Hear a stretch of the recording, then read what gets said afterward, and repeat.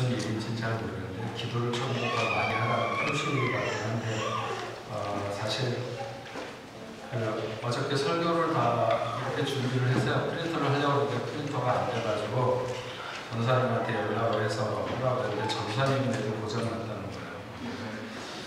제가 이 태블릿을 하나 해가지고 여기에다 담았는데 지금 이게 또 뭐 아무 집어넣어야 된다고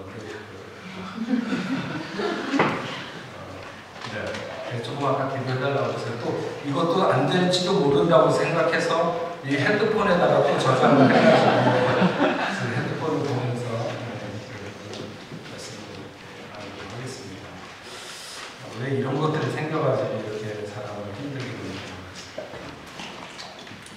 오늘 열왕기하 제가 열왕기하 말씀을 빨리 끝내고 열왕기상은 이미 다 끝났고 열왕기하 끝내고 그래서 이번 12월달 12월 중에 아프리카를 갈 때 제가 이 열왕기상을 앞으로 번역해서 가져가려고 하고 있는데 여러분 기도해 주시기 바랍니다. 그래서 이 열왕기하만 끝나면 지금 사도행전은 이제 2장밖에 안 남았으니까 거의 다 끝났고 해서 지금 준비하고 있는데 잘 맞춰가지고 올해 책을 만들어서 갈 수 있으면 좋겠다는 생각이 듭니다.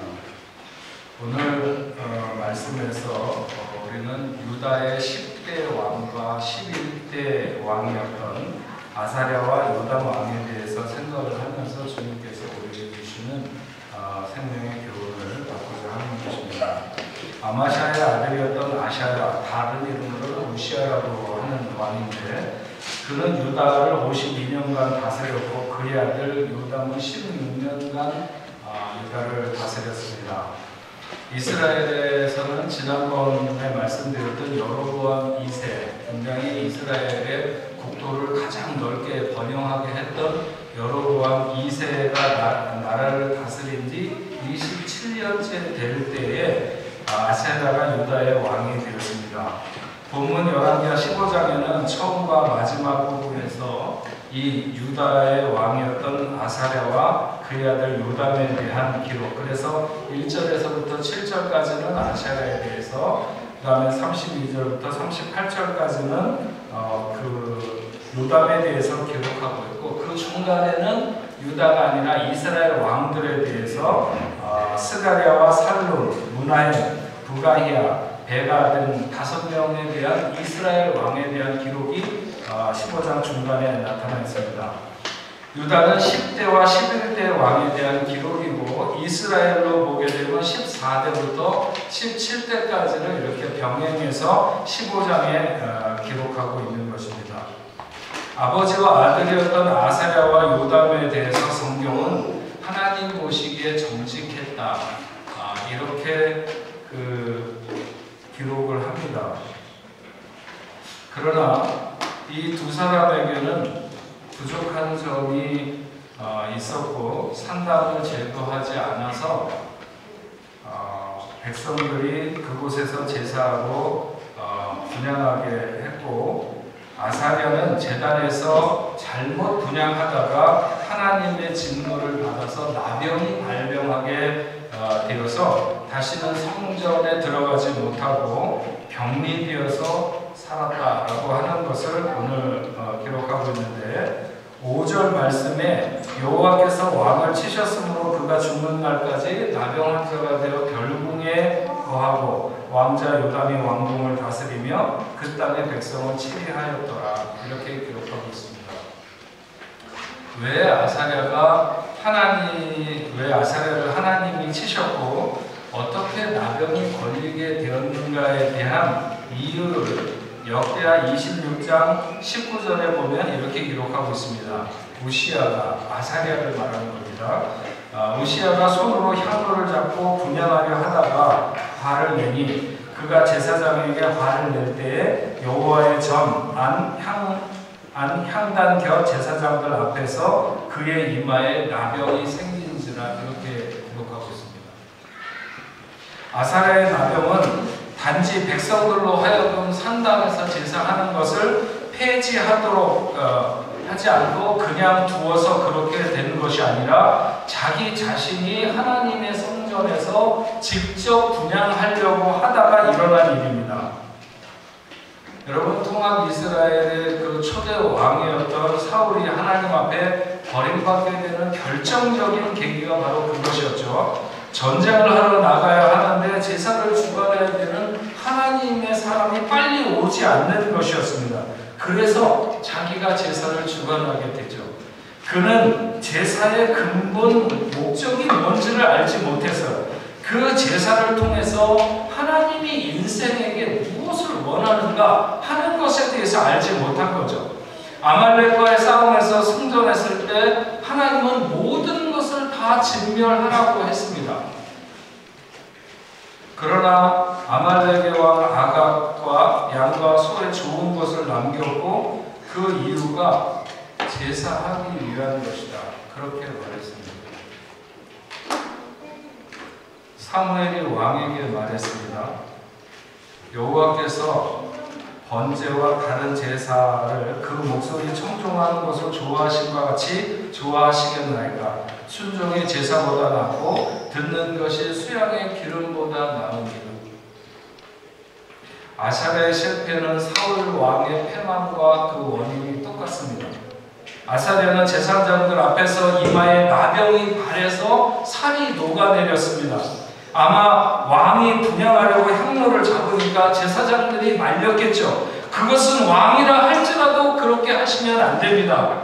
하나님이 좋아하시지 않는 일이라고 분명히 말했습니다. 그런데 왕이 제사장들에게 화를 낼 때에 하나님의 진노가 신속하게 그 왕의 이마에 나타나기 시작한 거죠. 예전에 그 구소련이 무너지고 러시아가 개방되기 시작할 때 그곳에서 유학 생활을 했던 저희 교회 집사님이 그런 얘기를 하시더라고요. 경제적으로 러시아가 완전히 무너져가지고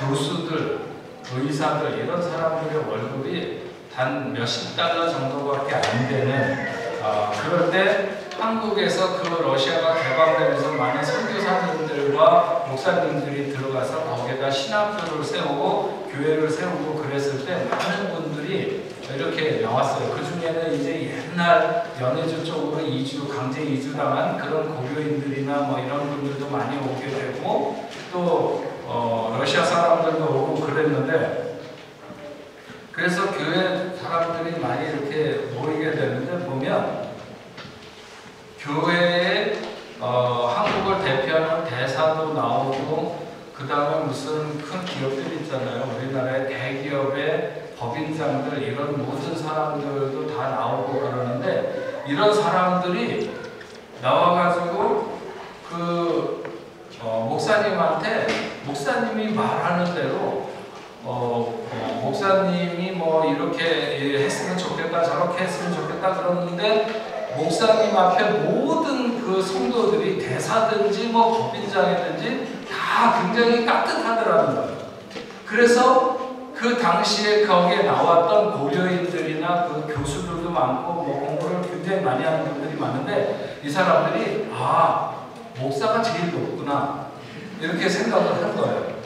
그래가지고 그 교회에서나 신학교를 세워가지고 신학을 하시는 목사 후보생들을 기록해서 신학교를 세울 때 많은 그 교수들이나 의사들이나 이런 사람들이 다 자기 직업을 그만두고 그 목사하는 곳에 지원을 했다는 거예요. 목사 되기 위해서 목사가 그만큼 세상 말로 말하면 끝발이 좋은가 보다 이렇게 생각을 해가지고 또 교회에 보면 한국에서 그냥 엄청나게 많은 물자들을 이렇게 그 선교 지원한다는 명목으로 가져다가 막 쌓아놓고 사람들에게 놀아주니까 목사가 제일 힘이 있구나 이래가지고 사람들이 그렇게 많이 신학교에 입학하기 위해서 자기 직업을 그만뒀다고 하는 그런 얘기를 들었습니다. 나중에 알게 됐겠죠. 목사 목사는 아무런 권력도 자기들이 생각하는 그런 능력도 가지고 있지 않다는 것을 알게 되었을 것입니다. 하지만 어디에도 그래야 한다는 법칙이 있는 것은 아니지만 여전히 교회에 나오는 분들은 어떤 사회적인 지위에 있든지 어떤 능력을 가졌든지 목사를 존중히 여기며 그의 가르침을 받으려고 합니다. 그것은 누가 더 높은가 하는 문제가 아니라 누가 더 가까이 있는가 하는 문제이고 누가 더 하나님의 의도를 명확하게 알고 있는가 하는 문제라고 생각합니다. 제사장이 분명히 알고 있었던 것은 누구도 제사장이 잡아야 하는 향로를 잡아서는 안 된다고 하는 것입니다. 그것은 왕이라 할지라도 그렇게 해서는 안 된다고 하는 것입니다. 또 어떤 경우에도 제사를 드리는 경우에 하나님 앞에서 분노하거나 경거망동해서는 안 된다고 하는 것을 알고 있었습니다. 그래서 제사장은 너무 어린 나이에 행해도 안 되고 너무 나이가 들어가고 손이 떨릴 때 해도 안 된다고 하는 것이죠. 하나님 앞에 똑바로 서 있을 수 있는 그 육체적인 조건과 여러 가지 정신적인 이런 것들을 합당하게 갖추었을 때 설 수 있었습니다. 세상의 왕 앞에 나갈 때도 질서가 있기 마련입니다. 누군가 왕을 뵈려고 나왔을 때 앞에서 안내하는 사람의 지침을 따라야 합니다. 자기가 비록 그 나라에서 왕 다음에 두 번째가는 최고로 높은 사람이라 할지라도 자기 마음대로 왕 앞에 문을 열고 들어갔다는 그런 사람은 죽을 수 있어요. 네. 왕 앞에는 절대로 자기의 권세를 믿고 함부로 나가서는 안 됩니다. 왕비도 마찬가지고. 그 사람들이 당시에는 항상 그런 것들을 반란이나 이런 것들을 두려워해서 그랬던 것도 있지만 그럴 수 없어요. 그래서 그 앞에서 문을 지키는 사람이 이야기하는 대로 어떻게 해야 된다고 가르쳐주는 대로 따라야 됩니다. 아사랴는 영적인 질서를 무시하다가 왕이었지만 나병에 걸리게 되는 사람들 앞에 나서서 왕의 업무를 볼 수 없게 되어서 남은 생애를 별궁에서 보내야 되는 껍데기뿐인 왕으로 그는 공급받는 왕이었지만 사귐도 없고 나눔도 없는 이름뿐인 왕으로 그의 생을 마칠 때까지 살아가게 되었던 것을 알 수 있습니다. 언젠가 제가 출애굽기를 공부할 때 하나님의 법궤 안에 하나님이 세 가지를 담아 놓으셨는데 그 중에 하나가 하나님의 말씀인 돌판이고 또 하나는 만나이, 생명의 양식인 만나이고 세 번째가 아론의 쌍난 지팡이입니다. 왜 이 아론의 쌍난 지팡이가 무엇을 뜻하는가? 바로 영적인 질서를 무시하지 말라고 하는 것이죠. 제가 지금 목사에게 잘해야 된다는 얘기를 하고 싶은 게 아닙니다. 목사는 목사를 존중하는 사람 앞에서는 한없이 존중받을 수 있고 무시하는 사람 앞에서는 한없이 무시당할 수밖에 없는 운명의 사람입니다. 아사랴 왕에게 그렇게 하면 안 된다고 말했던 제사장, 그 제사장의 이름은 성경에 기록하지도 않았어요. 물론 이름이 없었던 것은 아니겠지만 왕이 존중하지 않고 화를 낼 만큼 무시하면 그냥 무시를 당할 수밖에 없는 사람이었는지도 모릅니다. 그래도 왕이 그 제사장의 말을 귀담아 들었으면 왕의 권세를 우습게 여긴다고 생각하지 않고 자기를 생각해서 해주는 말이라고 여겼다면 그는 그 수치와 모욕과 부끄러움의 나라로 떨어지지 않았을 것이라고 하는 것이죠.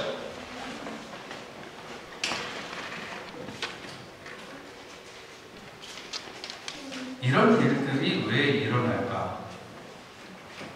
그것은 하나님이 어떤 분이신지에 대해서 잘 알지 못하고 깊이 알려고 하지 않기 때문에 일어나는 일이라고 생각을 합니다. 많은 사람들이 하나님을 자기 알고 싶은 대로 입력해두는 사람이 있어요.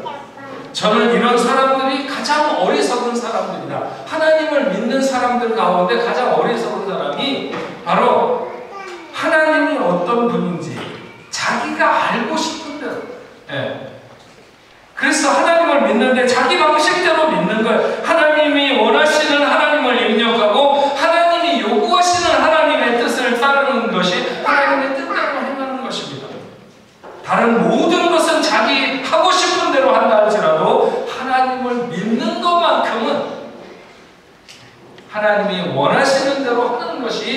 정당하지 않은가. 예.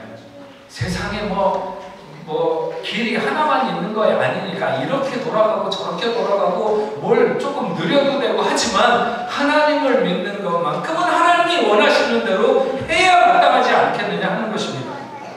아사랴의 아들 요담에 대해서 생각해 볼까요? 요담은 하나님 앞에 정직했으나 성전에 들어가지 않았어요. 16년 통치하는 가운데 요담이 16년, 아버지는 52년 통치하고 아들은 16년을 통치했는데 그 16년 중에 14년을 아버지가 왕으로 있고 아들이 통치한 그런 시간이었어요. 그런데 요담은 아버지가 받은 무서운 형벌, 아버지가 하나님의 성전에 나가서 제사하다가 그 나병에 걸린 그 트라우마 때문에 무서운 형벌로 생각하고 성전에 나가기를 두려워했어요. 성전은 여호와 하나님이 계신 곳으로 하나님을 함부로 범하면 그 자리에서 치심을 받아 아버지처럼 될 수 있다는 생각이 일평생 성전에 들어가지 않게 한 거죠. 역대하 27장 2절 말씀에 요담이 그의 아버지 우시야, 아사랴를 말하는 것입니다. 우시야의 모든 행위대로 여호와 보시기에 정직하게 행하였으나 여호와의 성전에는 들어가지 아니하였고 백성은 여전히 부패하였더라. 북이스라엘은 베델과 단이라고 하는 곳에 금송아지를 세우고 거기서 분향했던 것이 이스라엘의 끝없는 이스라엘의 혼란을 일으키는 원인으로 자리 잡게 되는데 남쪽 유다에서는 바로 이 상당히 고질적인 신앙적인 문제로 굳어지게 됩니다. 산당이라고 하는 것은 예루살렘 성전, 하나님의 성전이 있는 곳까지 나가기 멀고 그러니까 그냥 가까운 데에다가 이렇게 제단을 만들고 거기서 분향을 하는 것입니다.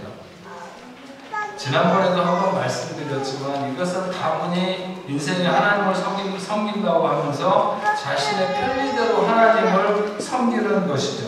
하나님이 원하시는 제사법이 있는데 유의하지 않고 사람들이 자기들이 정하는 방식대로 제사하고 예배하는 거예요. 왕은 이런 백성들을 하나님 앞으로 돌이키지 못했습니다. 왜냐하면 자기도 하나님의 성전에 나가지 못하고 있기 때문에 그러지 않았을까 싶습니다. 산당은 하루 이틀의 문제가 아니었어요. 요아스 왕 때도 그랬고 아마샤 왕 때에도 산당을 제거하지 않았지만 하나님이 유다를 보호하셨습니다. 그런데 요담에 와서는 하나님이 유다를 치십니다. 성전에 들어가 나병을 얻게 된 아버지를 보고 아버지를 대신해서 왕실을 관리하며 나라를 다스렸던 요담은 왕위에 오른 후에 성전에 나가지 않았어요. 더 이상 하나님과 관계를 맺지 않은 것이죠. 그래서 하나님은 아람왕 르신 왕과 르말리아의 아들 베가를 보내서 유다를 치게 하신 것을 알 수 있습니다. 아버지 아사랴에게는 나병으로 치셨고 아들 요담에게는 전쟁으로 그 나라를 치셔서 그들을 보호하고 있던 장막을 거두어 버렸습니다. 하나님께 벌을 받을까봐 혹은 복을 얻기 위해서 하나님의 법을 지키고 열심을 내는 것도 중요하지만 하나님을 바르게 예배하는 것을 무시하면서 하나님을 자기 마음대로 끌고 다니듯 하면서 정직하게 산다거나 바르게 산다는 것만으로 하나님과의 관계가 긴밀해지거나 회복되는 것이 아닙니다. 이것에 대해서 우리는 굉장히 유의를 해야 됩니다. 어떤 사람들은 적당히 이웃에게 동정적이고 불행한 일을 따뜻한 감정을 보내면서 자신이 하나님 앞에 잘 살아가고 있다고 착각하는 사람들이 많이 있습니다. 정말 하나님의 영광을 나타내기 위해서 바르게 예배하는 삶에 집중하고 어떻게 하는 것이 하나님이 높임을 받으시는 것이며 하나님 나라의 유익한 삶인지 깊이 인식하면서 나가야 하는데 그렇지 못한 것이죠. 그래서 우리는 생각해야 됩니다. 정말 여러분의 예배를 하나님이 받으실 만한가? 아사랴의 제사처럼 스스로 분양하려고 하는 것과 같은 자세가 내 예배의 자세가 아닌가 하는 것에 대해서 우리는 깊이 생각해야 됩니다. 요담은 아버지의 실패와 실수를 통해서 하나님 앞에 정직하게 살았지만 하나님을 배울 기회가 없었어요. 그래서 하나님께서 원하시는 것이 무엇인지를 깨닫지 못하고 자기 방식대로 하나님의 존재를 대했죠. 교회를 다니지 않는 많은 분들 가운데 자기는 하나님이 계신 것을 믿는다고 말하는 사람들을 종종 봅니다. 하나님이 계신다고 하는 것을 안 믿는다는 사람들보다 더 나을지는 모르겠지만 결코 그 믿음이 실제로 그 생활의 능력이 되는가 하면 그렇지 못합니다. 그 인생을 위기에서 건질 힘이 되는가? 결코 그렇지 않습니다. 여러분 창세기 35장 이하에 보면 야곱이 세겜에서 딸 디나가 그 세겜성 추장의 아들에게 추행을 당하고 그곳의 남자들을 야곱의 아들들이 다 죽여서 일대 혼란을 겪은 후에 하나님이 그를 베델로 가라고 하십니다. 그래서 그가 베델로 가면서 가족들에게 가지고 있는 모든 이방의 어떤 신상들 그리고 그 이방의 신을 상징하고 있는 모든 것들을 다 가지고 나와라. 그래서 그것을 땅에다가 묻고 떠나는 것을 알 수 있습니다. 야곱은 늘 하나님을 섬기고 경외하는 신앙인의 가족이었습니다. 그럼에도 불구하고 그 가정에 얼마나 많은 우상의 어떤 그것들이 쏟아져 나오는지 모릅니다.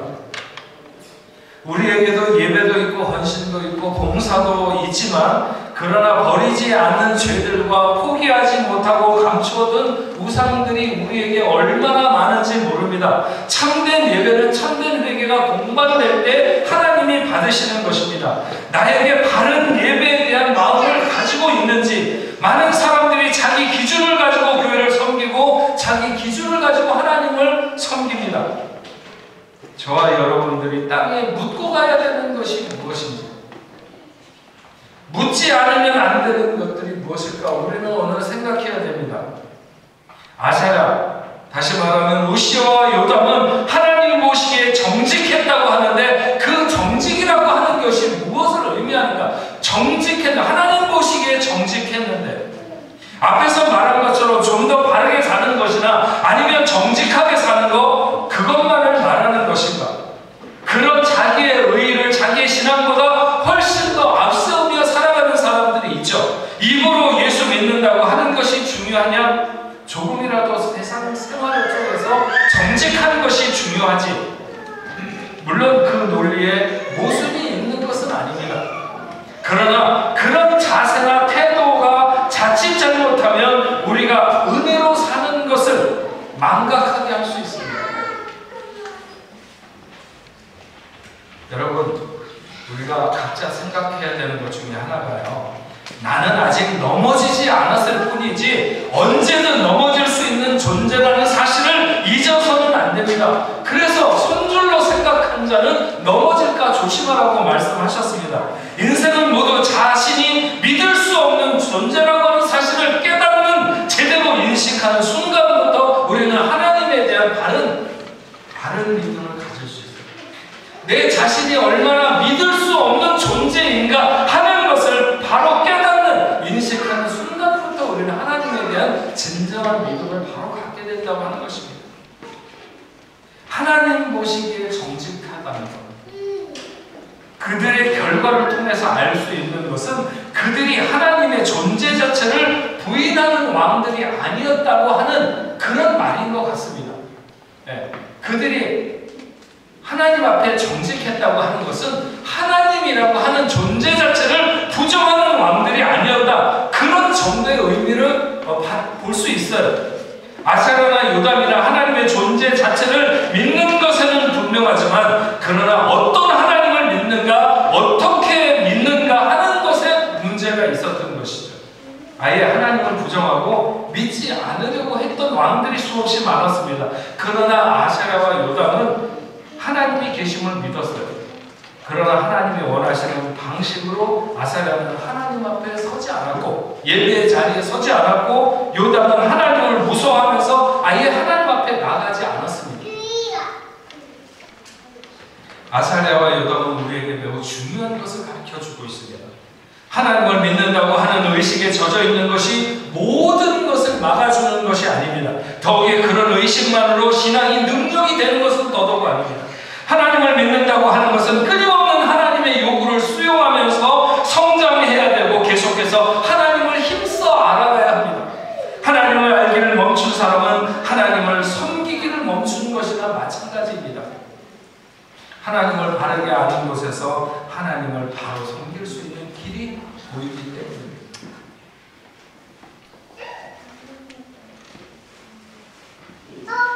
어떤 마을에 바보가 한 명 있었어요. 처음에는 자신이 바보인 줄 모르고 평화롭고 만족스럽게 잘 살아가고 있었습니다. 근데 차츰 자신이 사람들에게 바보 취급을 당한다는 느낌을 받았어요. 그가 무슨 말을 하는지 사람은 어리석다고 비웃었고 옳은 말을 해도 마찬가지였습니다. 사람들 눈에는 그저 모자란 바보, 그렇게 바보였을 뿐이죠. 수치심을 느낀 그는 상황에서 어떻게 벗어날 수 있을까 고민을 했습니다. 때마침 동네를 지나가는 현자가 있다고 해서 그를 몰래 찾아가가지고 자기의 상황을 설명하면서 지성인이 될 수 있는 길을 물었습니다. 그랬더니 현자가 말하기를 단지 지성인으로 보이는 것도 괜찮느냐고 하면서 방법을 가르쳐 줬어요. 한 가지만 하면 되는데 누구가 무슨 말을 하든지 일단 부정하고 비난해라. 바보는 지체 없이 이 현자의 조언을 따라서 실행에 옮겼습니다.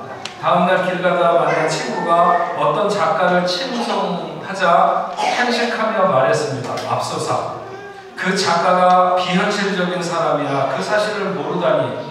그렇게 되면 너도 그런 사람이 되는 거야. 그렇게 말할 때 친구는 놀라서 얼른 바보의 말에 동의했습니다. 또 한 번 다른 친구가 말하기를 어제 내가 참 좋은 책을 읽었어. 신간인데 그 책 제목이 좋은지 나쁜지 누가 알겠는 거 이렇게 얘기하려고 했더니 바보가 소리 지르기를 야 부끄럽지도 않냐? 읽어볼 필요도 없는 책이야. 모두가 속고 있는 거야. 네가 그렇게 어리석은 줄 몰랐다. 그랬더니 친구가 흠집 바보의 의견에 고개를 끄덕거렸습니다. 세 번째 친구를 만났습니다. 마음에 드는 시인을 발견했어. 이 시를 읽어봐. 바보가 고개를 흔들면서 분명히 말하지만 그 사람은 엉터리 삼류 시인이야. 모두가 알고 있는데 너만 순진하게 모르는구나. 그가 뛰어난 시인이라는 걸 네가 증명할 수 있냐? 사람들이 차츰 그를 똑똑한 사람으로 여기기 시작했고 신문과 잡지에서도 비평 칼럼을 맡아달라고 요청하기 시작했습니다. 한 달이 지나지 않아서 그 마을을 대표하는 지성인으로 자리매김하기 시작했습니다. 러시아의 소설가 투르게네프의 바보라는 그 소설의 내용입니다. 오늘날 수많은 사람들이 바보 지성인으로 전락하고 있습니다. 어떤 말을 해도 소용없고 단지 부정하고 비난할 줄만 아는 사람들이 넘치게 되었습니다. 옳은 것은 없고 모든 것이 부정의 대상일 뿐이죠. 그런 바보 지성인 대접을 받는 것에서 헤어나오지 못합니다. 복음에 대해서 하나님에 대해서도 너무나 알지 못하면서 모든 것을 판단하고 믿음을 정리하면서 자기 방식으로 하나님 앞에 서려고 합니다. 자기 십자가를 지고 자기를 부인해야 되는 자아가 점점 더 강화되어서 세상 속에서 우리의 신앙과 우리의 믿음이 능력이 되기 위해서 그냥 하나님이 계시다는 것을 인식하는 것만으로 살아서는 결코 안 될 텐데 그렇게 나가고 있는 거죠.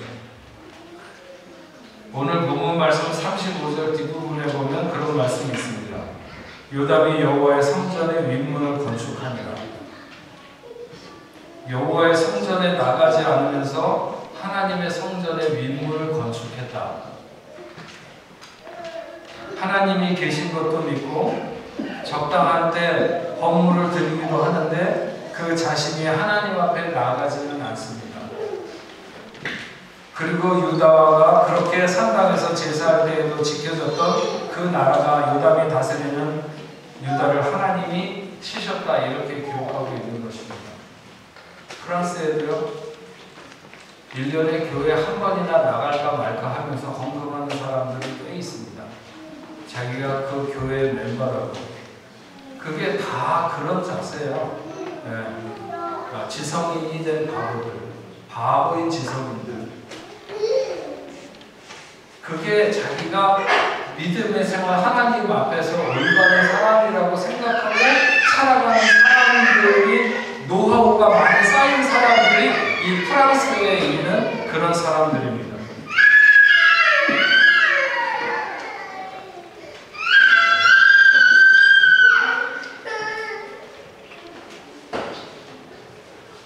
우리는 오늘 하나님을 바라보는 것이 얼마나 중요한 것인가 하는 것에 대해서 깨달아야 합니다. 그래서 우리는 하나님을 힘써 알아야죠. 우리는 아는 것만큼 하나님을 힘써 섬길 수 있습니다. 제가 성도들을 얼마나 사랑하는가, 그래서 얼마나 성도들에게 잘하는가, 그런 질문에 대해서 부족한 부분이 있어도, 그러나 그것 때문에 너무 창피하다거나 그렇지는 않습니다. 그러나 얼마나 하나님을 잘 알 수 있도록 도왔는가, 그런 부분에서는 한없이 부끄럽고 좀 더 열심을 내야 되는데, 이런 생각을 뼈저리게 많이 합니다. 사실 제가 목회를 처음 시작하면서 가장 큰 목회의 틀을 제자훈련이라고 하는 그 한국의 사랑의 교회에서 하는 제자훈련을 하는 것을 목회의 틀로 삼고 그 세미나를 목회를 시작하기 전에 2번이나 갔었고, 또 목숨 걸고 초창기에 제자훈련을 했습니다. 근데 얼마 지나지 않아서, 교회가 세워진 지 얼마 지나지 않아서 IMF를 맞으면서 많은 사람들이 이웃시에 귀국을 하게 되고, 그러면서 그 제자훈련을 통해서 이렇게 돌아가게 되는 교회의 어떤 시스템이나 틀이 깨어져서 이곳의 상황에 맞지 않는다. 또 저뿐만 아니라 다른 교회들도 대부분 마찬가지 그런 일들을 겪었습니다.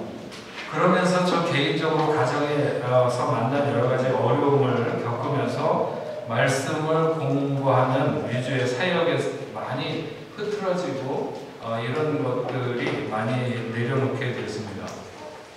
그런 부분에서 지나간 모든 성도들에게 너무 많이 미안하기도 하고, 또 오늘까지 지내왔는데 제가 요즘 그런 생각을 많이 해보게 됩니다. 제가 남은 시간을 목회할 때 뭐가 가장 중요한가, 이런 생각을 해보면서 좀 더 하나님을 잘할 수 있는 시간이 되도록 이렇게 해야 되겠다 생각을 하고, 그래서 다시 그 말씀을 공부하는 제자훈련을 시작해야 되겠다 이렇게 생각을 하게 됐고, 이번 가을부터 하려고 합니다.